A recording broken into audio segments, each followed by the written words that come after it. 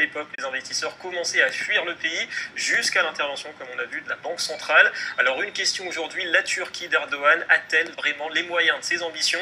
Et nous accueillons pour le savoir notre analyste financier. Bonjour Lionel Friedfeld. Bonjour David. Bienvenue à vous. Alors on l'a vu, la Turquie a plutôt bien résisté à la crise. En témoigne d'ailleurs une croissance assez soutenue.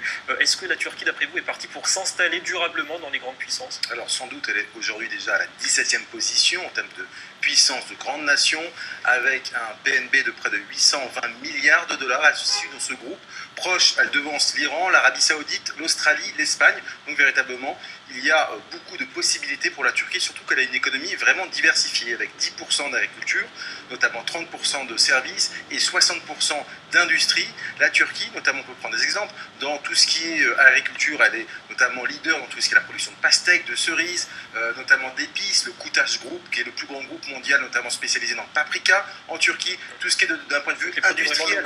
Exactement, mais également dans les produits industriels. Aujourd'hui, les marques Beko, Vestel produisent la majorité, ce qu'on appelle en marque blanche, des produits d'électroménager et d'IFI pour l'Europe, mais également d'un point de vue industriel, pour le fer, l'acier. Ils sont quasiment numéro 4 mondial dans la construction de bateaux derrière la Chine, le Japon. Donc aujourd'hui, c'est une industrie, l'industrie est vraiment développée en Turquie. Donc des fondamentaux qui sont sains, qui sont assez équilibrés, et avec des grands groupes d'ailleurs. Alors on sait que la Turquie entend justement profiter aussi de sa position géographique à cheval entre l'Europe et l'Asie pour asseoir et pérenniser son développement. On aura remarqué d'ailleurs que Erdogan met l'accent ces jours-ci sur les infrastructures, des ponts, des aéroports, des ports aussi, des voies ferrées. Est-ce que vous pensez qu'on entre un petit peu dans une phase de grands travaux maintenant?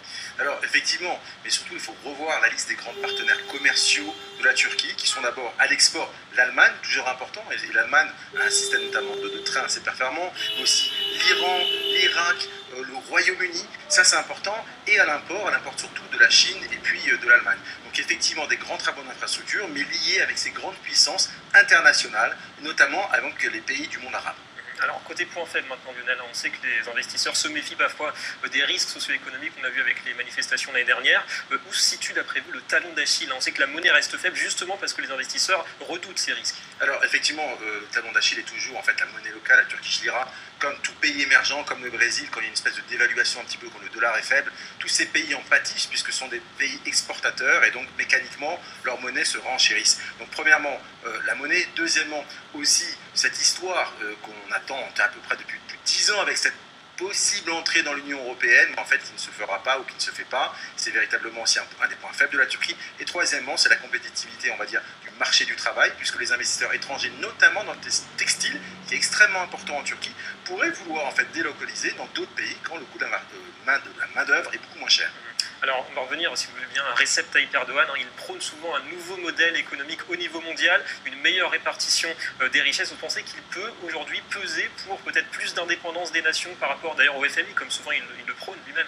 Alors, ça va être difficile de part des institutions financières, effectivement, le FMI, la World Bank, il y a toujours des investissements d'infrastructures dans le pays, notamment en Turquie, mais il faut savoir que notamment tout le système financier turc, il y a énormément de joint ventures en Turquie. Par exemple, la BNP Paribas est rentrée avec un groupe qui s'appelle la TEB, la Turkish Economic Bank, et l'ensemble des banques internationales sont rentrées en Turquie par le biais de joint ventures. Donc une économie 100% indépendante, ça ne sera sûrement pas le cas.